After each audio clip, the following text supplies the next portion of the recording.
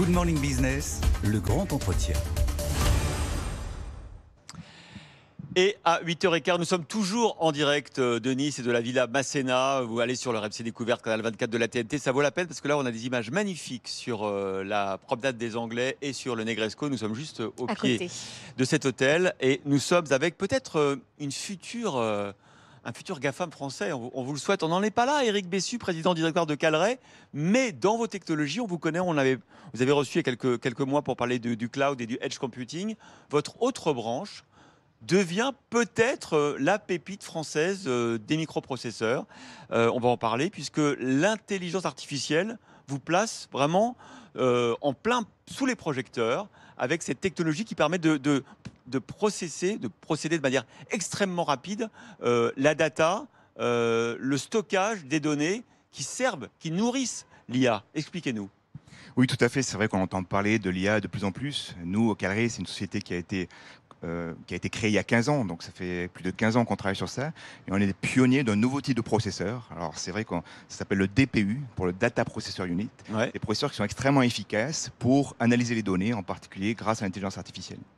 Voilà, donc 15 ans. C'est autre chose que ce que fait Nvidia, c'est une autre techno. Tout à fait, oui, tout à fait. C'est une autre technologie. Alors Nvidia, on les connaît bien, surtout parce qu'ils ont inventé un processeur pour faire des cartes graphiques. Donc les gamers le connaissent très bien. Et donc ça s'appelle des GPU, voilà, c'est un autre terme. Et eux, ils sont placés aussi sous les feux de la rampe parce que leur technologie sert aux immenses serveurs de l'intelligence artificielle. Eux aussi processent ces données. Mais vous êtes surtout dans le stockage en fait de ces données. Alors effectivement, en fait, le domaine de l'intelligence artificielle a besoin de plein de types de processeurs pour être de plus en plus efficace, pour consommer de moins en moins. Et nous, effectivement, dans ce domaine du DPU, on est en particulier très efficace pour tout ce qui est le stockage. Ouais. Le stockage est très important pour justement donner des informations, pour donner des données au cloud, au ChatGPT, pour aller le plus efficacement possible, le plus vite possible. Tout à fait. 15 ans de recherche avec notamment le CEA. Vous avez l'impression que là, vous changez de dimension. Vous commencez à être une vraie entreprise, à vendre des produits. Là, on est passé complètement à une autre phase. C'est vrai qu'on est une société qu'on appelle Deep Tech. Donc, Deep Tech, ça veut dire qu'au départ, vous avez une technologie vraiment de rupture. Ouais. Ça met énormément de temps, une technologie de rupture, à se développer, à devenir mature. Et aujourd'hui, on est dans cette phase-là. Donc, comme vous savez, une société cotée aujourd'hui, et on est en très très forte progression, puisque pour donner des chiffres, on était en 2021, donc il y a 2 ans, on faisait à peu près 1,5 million de chiffre d'affaires. L'année dernière, on a fait plus de 20 millions. Ah oui, Ah oui. Et cette année, 10 fois 15 quoi. voilà, et cette année, on fera au moins 40 millions. Ah oui, donc là ça Ah, va très vite. C'est peut-être le moment où tout bascule, on verra. Ce qui est intéressant, c'est qu'on vous a accueilli ici parce que vous avez une antenne à Sophia Antipolis. Tout à fait, oui. Et c'est intéressant, c'est quelque part l'histoire de l'industrie. C'est-à-dire que vous êtes là parce que justement il y a une expertise sur les microprocesseurs ici, fruit notamment de Texas Instruments qui était installé. Et donc vous avez récupéré cette tradition, cette histoire. Et vous êtes à la fois à Grenoble, CEA, Laure le disait, et à Sophia Antipolis. C'est vrai que la richesse de notre société, c'est bien sûr le capital humain, c'est les ingénieurs, les chercheurs.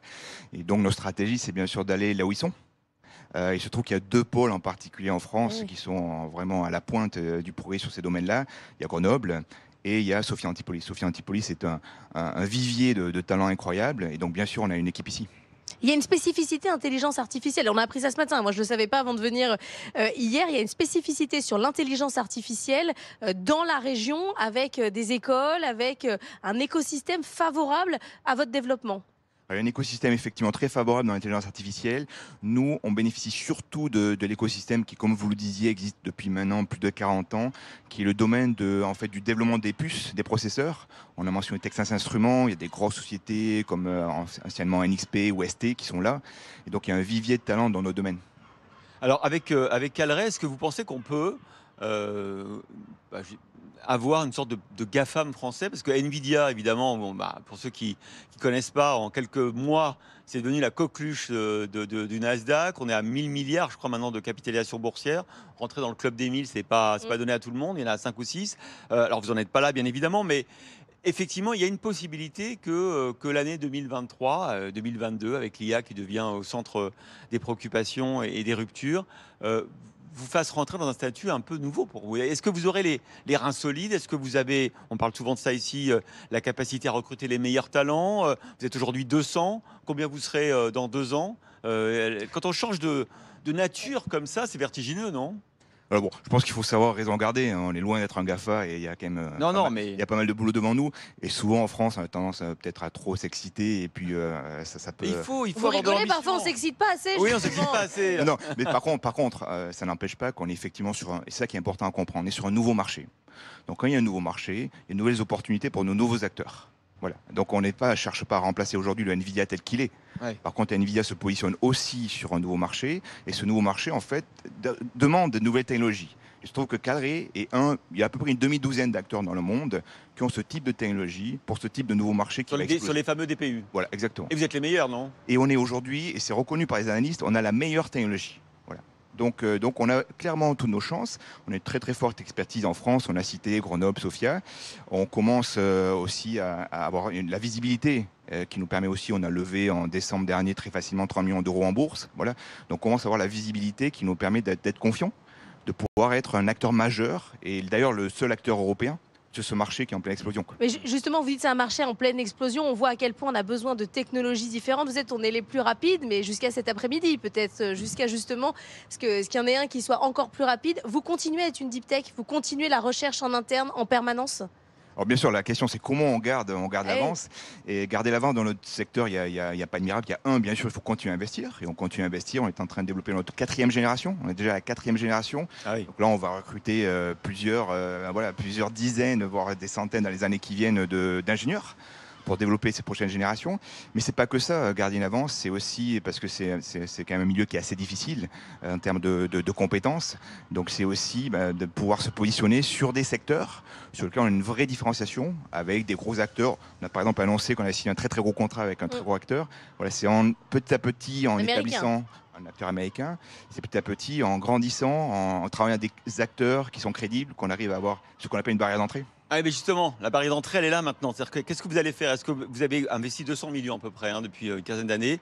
Est-ce que vous allez pouvoir lever les fonds colossaux dont vous aurez besoin pour effectivement grandir, passer à la vitesse supérieure, ou est-ce que vous allez vous faire racheter? Alors, il y a un petit peu deux questions dans votre question. Et il y a la question 1, est-ce qu'on a besoin de fonds énormes et est-ce qu'on va pouvoir lever cet argent-là? Aujourd'hui, en fait, il y a quand même beaucoup d'investissements qui ont été faits. On a parlé de 200 millions et on a un modèle, bon, je ne rentrer dans le détail, qui s'appelle Fabless, qui permet de notre côté de ne pas avoir d'usine. Comme Donc, on n'a Nvidia. pas besoin d'investir dans des usines. Donc, bien sûr, il faut qu'on continue à investir. Mais aujourd'hui, nos plans, grâce à la levée de 30 millions d'euros qu'on a fait l'année dernière, c'est vraiment, on a assez d'argent en banque, Ok. on a une position solide pour continuer à investir. Ça, c'est le premier point.